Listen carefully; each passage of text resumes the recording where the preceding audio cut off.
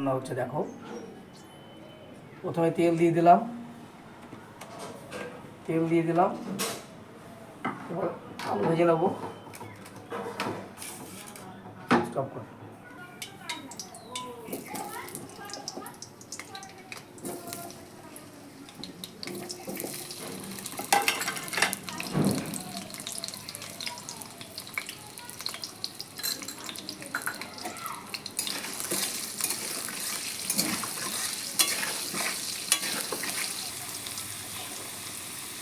দেখো বন্ধুরা, আলু ভাজা হয়ে গেছে। আলু ভাজা প্রায় হয়ে গেল।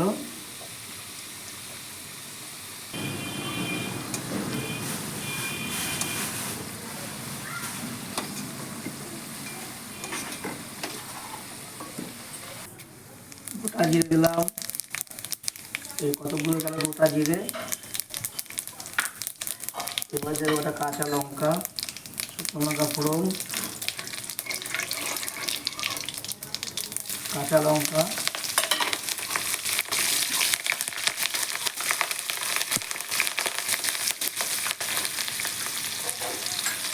এবার গেল পেঁয়াজ,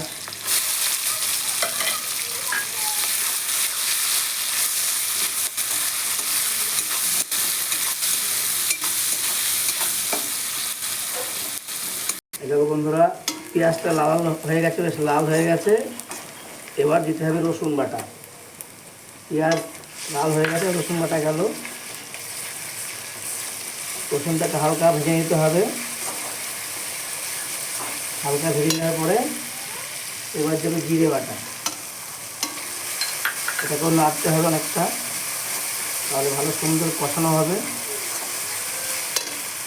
এরপরে যাবে আদা বাটা।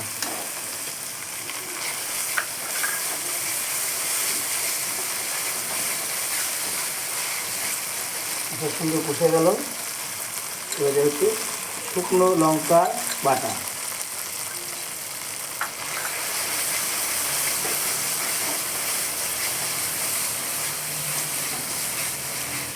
এবার যাবে হলুদ বাটা।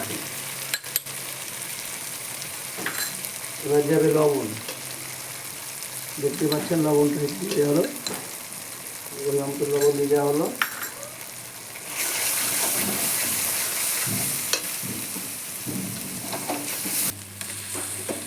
এবার মাংসটা দিয়ে দিলাম। মশলা কষানো হয়ে গেছে, এবার মাংস দিয়ে দিলাম।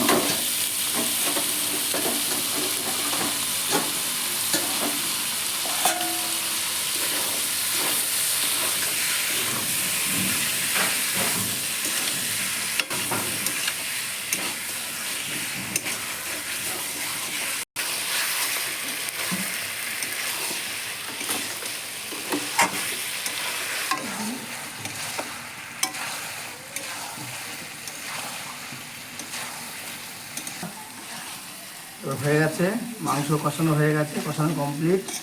অনেকে হয়তো বুঝতে পারে না মাংস সেদ্ধ হয়েছে কিনা। এই মাংস যে হাড়টা বেরিয়ে গেছে দেখছো না, এই হাড় বেরিয়ে গেলে মাংস সেদ্ধ হয়ে যায়। এবার একটু জল দিয়ে দেবো হালকা। জল দিলে মাংস একটু হালকা ফুটবে, তারপরে মাংস কমপ্লিট।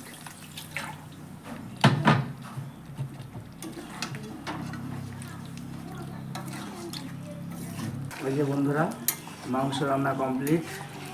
দেখতে পাচ্ছেন কালারটা কেমন হয়েছে। মাংস হয়ে গেছে। যা যা ভিডিওটা দেখছেন সাধারণত একটু একবার সাবস্ক্রাইব, একটু লাইক, শেয়ার করে দেবেন যদি ভিডিওটা ভালো লাগে। রান্না কমপ্লিট। বন্ধুরা হয়ে গেছে। এবার একটু গরম মশলা দিয়ে নিলাম, ফ্রাই গরম মশলা একটু দিয়ে দিলাম। রান্না পুরো কমপ্লিট। এবার শুধু নামাবো। দেখতে পাচ্ছেন আপনারা রান্নাটা কত সুন্দর কালার এসছে। শেষ। এবারে কি আমার দিয়ে দেবো এখানে।